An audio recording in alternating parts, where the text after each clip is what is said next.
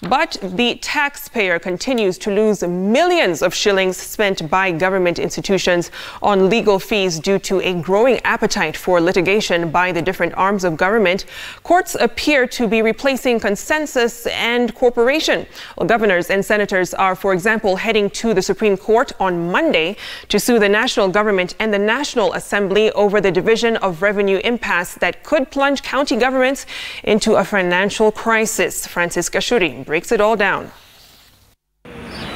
Yet another legal showdown looms in the Supreme Court, pitting the Kenya government against itself. Governors and senators combining forces to wrestle the National Assembly and the National Treasury over a stalemate on the amount of money that should be allocated to county governments. Bado mapambano na tutaanza mapambano ili tupate ugatuzi ya sawa sawa. Katiba ya Kenya inasema ushirikiano kati ya national na county government iwe ni ushirikiano wa consultation na cooperation, sio kushindana na kupelekana kotini. Senators had demanded a 335 billion shillings allocation to county governments, while the National Assembly, stuck at 310 billion shillings.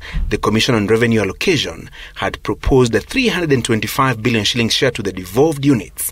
After weeks of haggling in a mediation panel, the two chambers of parliament were unable to reach a consensus, with senators insisting on 327 billion shillings against their counterparts' 316 billion shillings, the standoff heading to the highest court in the land on Monday. Na unajua 300 billion. Hiyo pesa mnafikiri ni pesa kidogo sana? Hiyo ni pesa mingi, si pesa kumi ya malasi na chai. Si kwanza uchukue hiyo 310 uanze kazi naye. In the last financial year it was 316 billion. There is no justification why the figure can come below what it was last year. So at the bare minimum, we should be talking about 327. Should the Council of Governors and Senators make real their threat of filing a petition at the Supreme Court, it will add on to the numerous cases pending in the corridors of justice, pitting various government agencies against each other. The Salaries and Remuneration Commission, SRC, is in court with the Parliamentary Service Commission, PSC, over members of Parliament house allowances. Parliament incurring 100 million shillings in legal fees in the first round of court battles with SRC. The ongoing case is likely to cost the taxpayer in excess of 300 million shillings in litigation costs. The Deputy President calling for a truce between the two levels of government. It would be irresponsible for us as county and national government to share resources that are not available in our national treasury coffers.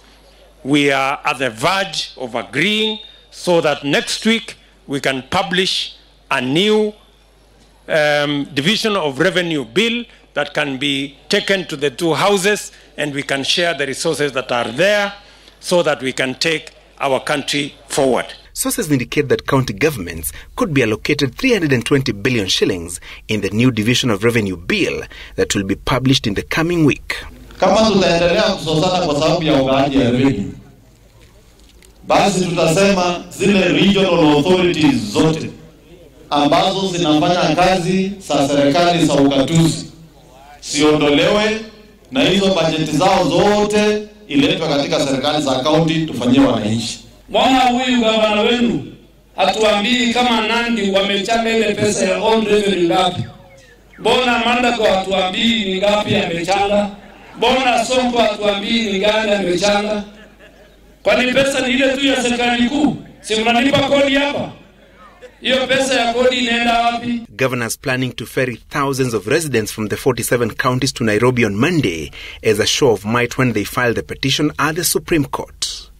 Francis Gashuri, Citizen Weekend.